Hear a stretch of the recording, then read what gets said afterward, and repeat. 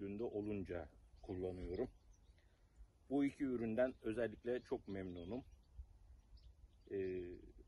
Buradan iki tavsiyem olacak. Birincisi, kesinlikle üzerinde yazan dozajları kullanalım. İkincisi, kesinlikle ürün bittiği zaman kutularını doğada bırakmayalım.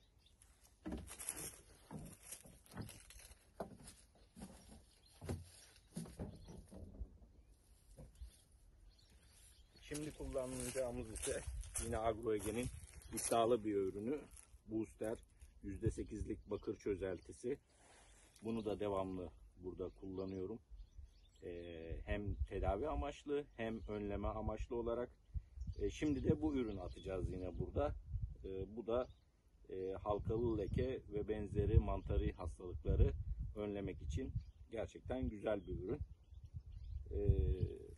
Niye buraya kadar gelip de karıştırmadım? Ürünlerin tabii ki belli bir etkili olduğu süre var ve bu süreler bizim yerleşim alanımız yaklaşık olarak buraya 1 saat uzaklıkta. Dolayısıyla ürünleri burada karıştırıp atıyorum. O sayede etkili süreyi daha verimli kullanıyoruz.